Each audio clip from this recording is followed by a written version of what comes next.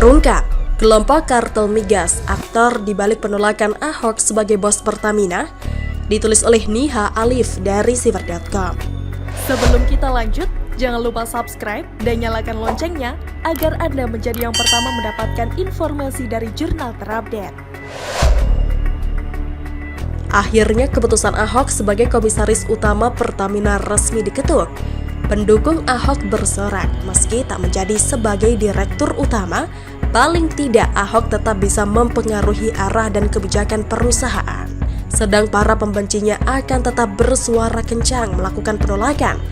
Tentu saja mereka akan menunggu Ahok melakukan kebijakan yang mengancam mafia migas. Nantinya suara-suara kritikan mereka akan bernilai mahal.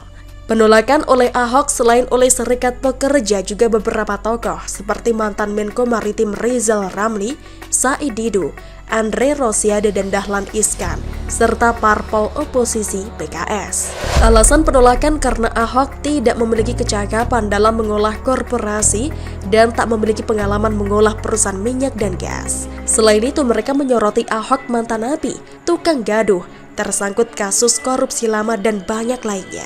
Dilansir dari jpnn.com, pengamat energi dan peneliti Alpha Research Database Indonesia, Ferdi Hasiman beranggapan alasan ini tak logis. Penolakan justru karena ada kartel mafia migas di baliknya.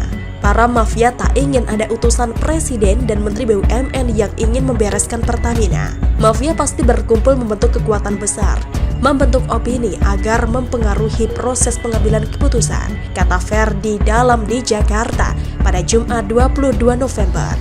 Ferdi menduga para pencari jabatan bisa memotong Ahok melalui kelompok kritis seperti Rizal Ramli. Selama ini Direktur Utama Pertamina selalu diisi oleh orang-orang yang memiliki pengalaman di bidang korporasi dan migas, tetapi selalu gagal membawa Pertamina terbang tinggi untuk bersaing dengan perusahaan-perusahaan global seperti Petronas atau PTT Thailand. Sesalnya, Ferdi mengatakan Pertamina haruslah disokong kuat presiden dan menteri. Bos Pertamina haruslah orang yang ditakuti para mafia.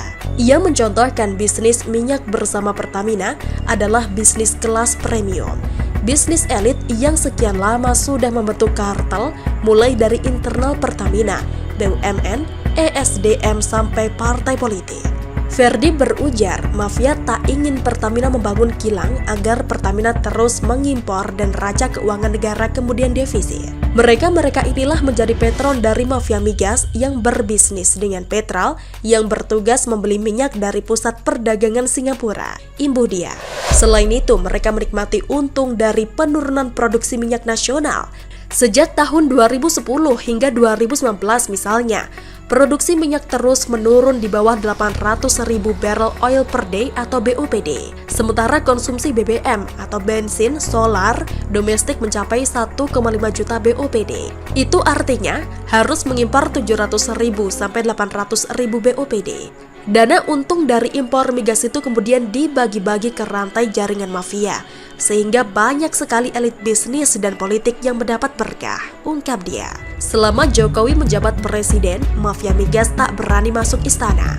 Bahkan Petral sudah dibubarkan tahun 2015 oleh tim reformasi tata kelola migas. Nah, Jokowi sudah tegas mengatakan serius memberantas mafia migas. Jokowi butuh orang yang memiliki nyali tinggi serta loyal pada ambisinya memberantas mafia migas agar kedaulatan energi terwujud. Ahok tentu memiliki sejumlah kriteria penting menjadi bos Pertamina, sebut Ferdi. Selain Petral, ada nama Sonangol EP yang terafiliasi dengan Ketua Umum Partai Nasdem Surya Paloh.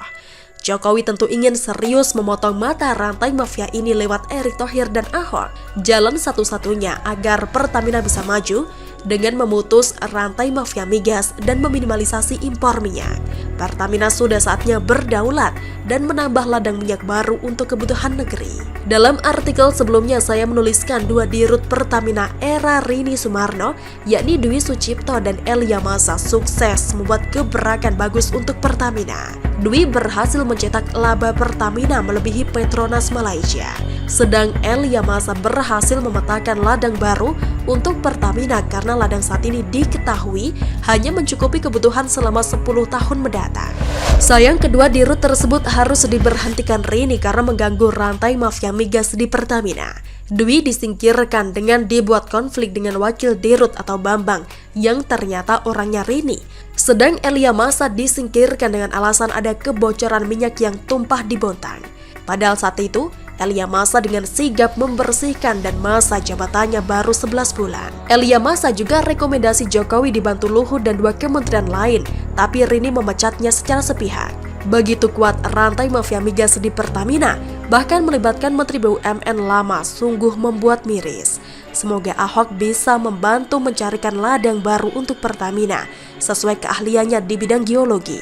Dan semoga Dwi Sucipto atau Elia Masa kembali dilantik menjadi Dirut Pertamina karena 2 orang di atas terbukti mampu memutus rantai mafia migas. Begitulah kura-kura. Bagaimana menurut Anda? Silahkan menulis komentar di kolom komentar. Jangan lupa untuk like, subscribe, dan share. Arkana pamit, sampai jumpa.